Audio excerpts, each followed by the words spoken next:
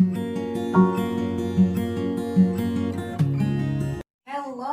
and welcome back to Speedy Learning. Hope you guys are all doing well.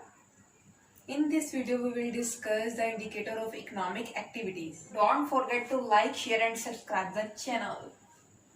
So guys, let's get started with first economic indicator which is GDP. GDP का word हमने काफी ज्यादा सुना है, कभी news channels पर, कभी newspaper में, कभी इकोनॉमिस्ट से, कभी पॉलिटिशियन से, कि वो GDP GDP GDP means gross domestic product. GDP की डेवलपमेंट एक रशियन अमेरिकन इकोनॉमिस्ट थे जिनका नाम साइमन स्मिथ गुजनेट था। उन्होंने 1934 में जीडीपी की डेवलपमेंट की। After that it began to use to measure the growth rate of any country. के 1934 के बाद किसी भी कंट्री की ग्रोथ रेट को मेजर करने के लिए जो इंडिकेटर यूज किया जाने लगा वो इंडिकेटर जीडीपी है, gross domestic product. Gross domestic product की वजह से किसी भी कंट्री की इकोनॉमिक कंडीशन का पता चल सकता है। So here is the definition of gross domestic product. Gross domestic product mean total value of all final goods and services produced in a country during a year.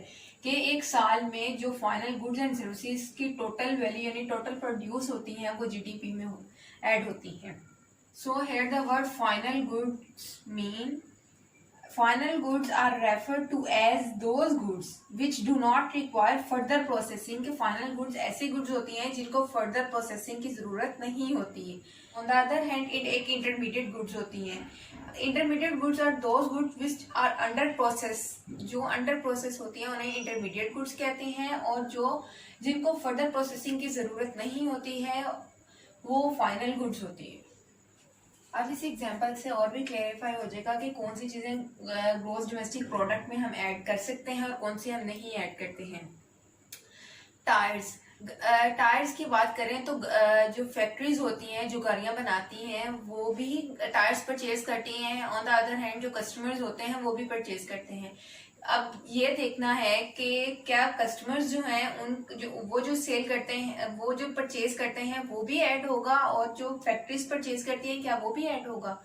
लेकिन यहाँ पे important ये है कि जो कस्टमर्स परचेज करेंगे वो directly GDP में इंक्लूड होगा, लेकिन जो फैक्ट्रीज परचेज करेंगी वो ऑन द स्पॉट तो ऐड नहीं होगा जीडीपी में। फैक्ट्रीज में टायर की यूजेज की बात करें तो वो tyres as intermediate good use हो रहे होते हैं, इस वजह से उनकी कॉस्ट डायरेक्टली जीडीपी में इंक्लूड नहीं होती। जब वो फाइनल गुड्स हो जाती हैं यानी उन्हें किसी प्रोसेस की जरूरत नहीं रहती, तो तब जब वो सेल आउट होती हैं तो उनकी जो कॉस्ट होती है वो जीडीपी में ऐड करते हैं।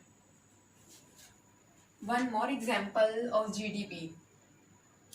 अगर हम लॉन्ग टर्म एसेट्स की बात करें, अगर जो ओवंस होते हैं, इलेक्ट्रिक ओवंस, गैस ओवंस, तो वो रेस्टोरेंट्स वगैरह भी बाय करते हैं और इंडिविजुअल हाउस होल्ड भी बाय करता है।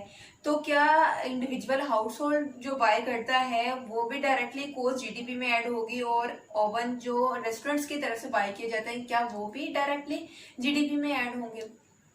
तो यहाँ पे एक ये बात क्लियर रहे कि जो इंटरमीडिएट गुड्स हैं उनको डायरेक्टली हम जीडीपी में इंक्लूड नहीं करते हैं, लेकिन अगर वहां पे कैपिटल गुड्स की बात आ जाए, capital goods are physical assets that a country use in the production process to manufacture product and services.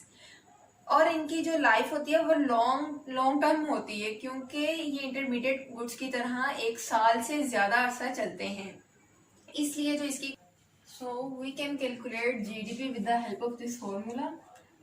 GDP equal to consumption plus investment plus government expenditure plus export minus import।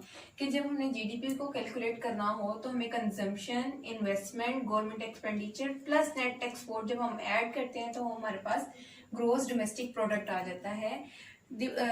Gross domestic product means total value of all final goods and services produced in a country during a year। कि एक साल में जो final goods and services produce की जाती है उनकी total value को ग्रोस डोमेस्टिक प्रोडक्ट कहते हैं। So the next concept is GNP. GNP means gross national product. The definition of GNP is total value of all final goods and services produced in a country by nationals of the country. Here the word nationals of the country कि nationals of the country की तरफ से जो final goods and services produce की जाती हैं उनकी total value को हम GNP कहते हैं, gross national product. So here is the word nationals of the country. Nationals of the country refers to those individuals who usually live in the country and whose long-term economic interest in the country. तो nationals of the country की तरफ से जो goods and final goods and services produce की जाती हैं वो GNP में इंक्लूड होती हैं, यानी ग्रोस नेशनल प्रोडक्ट में वो इंक्लूड होती हैं. For example, I am Pakistani and who stay in Pakistan, so income earned by me will be considered in GNP. So we can measure GNP through this formula: GNP equal to GDP gross domestic product plus net foreign factor income.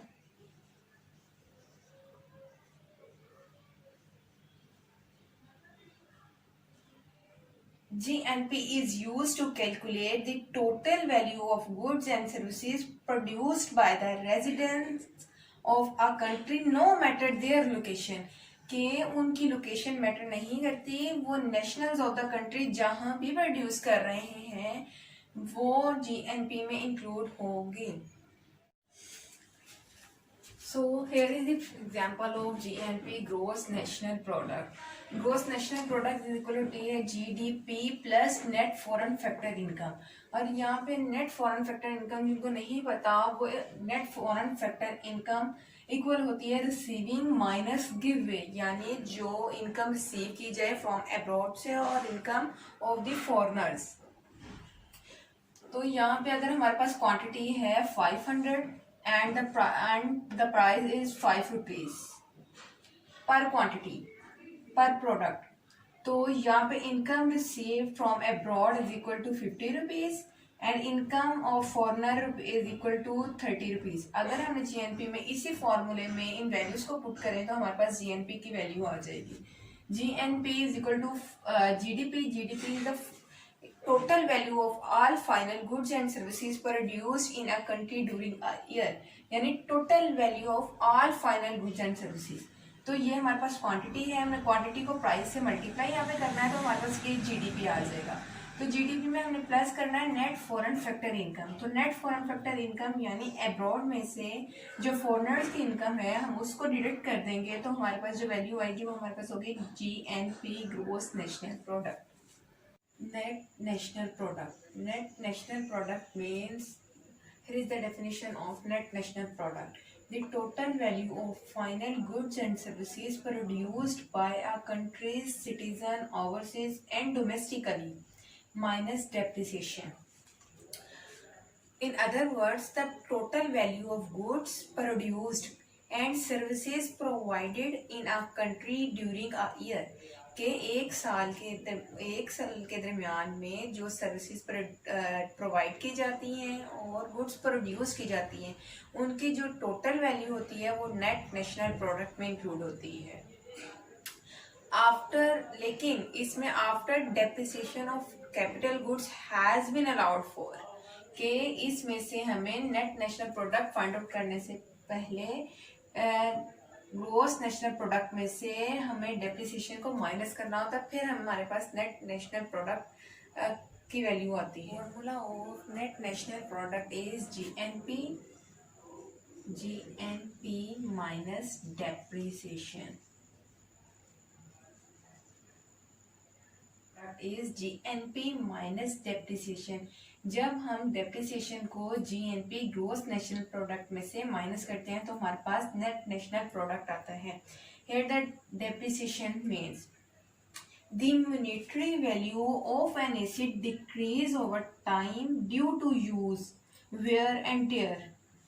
This decrease is measured as depreciation. कि किसी भी acid की जो value होती है वो over time decrease होती है। ये जो डिक्रीज होती है वैल्यू में, जो डिक्रीज है वो डेप्रिसिएशन होता है। Concept is national income. NI stand for national income. National income means the total amount of money earn within a country during financial year. के फाइनेंशियल ईयर में टोटल अमाउंट ऑफ मनी जो earn की जाती है within a country, country में ही, वो क्या होती है हमारे पास? National income. नेशनल इनकम को हम कैलकुलेट कर सकते हैं NNP माइनस इनडायरेक्ट टैक्सेस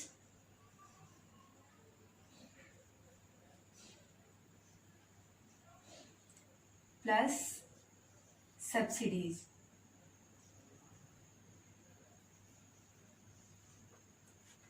जब हम नेशनल इनकम में नेट नेशनल प्रोडक्ट में से इनडायरेक्ट टैक्सेस को माइनस कर दें प्लस सब्सिडीज यानी ऐड कर दें, तो जो हमारे पास अमाउंट आएगी वो हमारे पास नेशनल इनकम होगी। Head so the subsidy means is a transfer of money from the government to an entity. It leads to fall in the price of subsidies product. के गवर्नमेंट की तरफ से किसी फर्म या ऑर्गेनाइजेशन को subsidy दी जाती है कि वो अपनी प्राइसेस को लो रखे, to keep price of commodity low. तो इस वजह से जो सब्सिडी की वैल्यू होगी वो हम ऐड करेंगे NNP में और माइनस कर देंगे NNP में से इनडायरेक्ट टैक्सेस। तो हमारे पास जो after the national income the next concept is personal income. Personal income refers to an individual total earnings from wages, investment, enterprises, and other ventures. It is the sum of all income received by all the individuals or household during a given period. के एक given period में जो एक individual और house hold की जो total income होगी ना, वो हमारे पास पर्सनल इनकम होगी। इसमें सैलरीज भी हो सकती हैं, वेजेस भी हो सकती हैं, बोनस भी हो सकते हैं, सेल्फ एम्प्लॉयमेंट भी हो सकती है, डिविडेंड को भी ऐड कर सकते हैं, डिस्ट्रीब्यूशन रिसीव फ्रॉम इन्वेस्टमेंट भी हो सकती है, रेंटल रिसीव्स भी हो सकती हैं। तो ये जो सारे सम ऑफ ऑल इनकम्स होगा ना, वो हमारे पास आएगी personal income. So we can calculate personal income through this formula. Personal income is equal to national income minus corporate profit को माइनस कर दें social income payment by firm minus net interest payment plus कर दें उसमें dividend then plus transfer payments plus personal interest income. अगर हम national income में से माइनस कर दें corporate profit, social income payment by firm minus net interest payment और देन ऐड कर दें उसमें डिविडेंड्स, ट्रांसफर पेमेंट्स और पर्सनल इंटरेस्ट इनकम, तो जो हमारे पास वैल्यू आएगी वो हमारे पास वैल्यू होगी पर्सनल इनकम की। पर्सनल इंटरेस्ट इनकम है वो होती है बॉन्ड्स, इंटरेस्ट वगैरह। और जो ट्रांसफर पेमेंट्स हैं, ट्रांसफर पेमेंट्स में हम ऐड कर देते हैं स्कॉलरशिप, पेंशन या चैरिटी वगैरह, क्योंकि ये अनअर्न्ड इनकम होती है हमारे पास। और अगर हम यहाँ पे नेट इंटरेस्ट की बात करें, नेट इंटरेस्ट पेमेंट, तो इफ द गवर्नमेंट और फर्म रिसीव्ड और पेड इंटरेस्ट, तो ये जो है वो हमारा नेट इंटरेस्ट पेमेंट होती है। Disposable income, DPI means disposable income, income remaining after deduction of taxes and social security charges. के डिस्पोजेबल इनकम वो होती है जिसमें से हम टैक्सेस को माइनस कर दें और सोशल सिक्योरिटी जो चार्जेस हैं अगर हम उनको अपनी पर्सनल इनकम में से माइनस कर दें, तो जो हमारे पास वैल्यू आएगी वो हमारे पास डिस्पोजेबल इनकम होगी। तो disposable income available to be spend और सेव एज वन विश, कि हमारी मर्जी है कि हम उसको स्पेंड करें और सेव करें डिस्पोजेबल इनकम को, क्योंकि डिस्पोजेबल इनकम वो इनकम है जिसमें से हम टैक्स भी पे कर चुके होते हैं और सोशल सिक्योरिटी चार्जेस भी हमने पे कर दिए होते हैं। तो जो हमारे पास अमाउंट बच जाती है वो हमारे पास डिस्पोजेबल इनकम होती है, वो हमारी मर्जी है हम उसको स्पेंड करें और सेव करें। डिस्पोजेबल इनकम को हम कैलकुलेट कर सकते हैं पर्सनल इनकम में से माइनस कर दें डायरेक्ट टैक्सेस,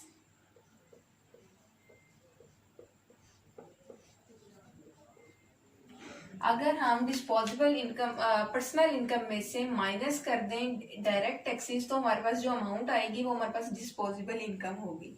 डिस्पोजेबल इनकम को हम ऐसे भी लिख सकते हैं, disposable income equal to consumption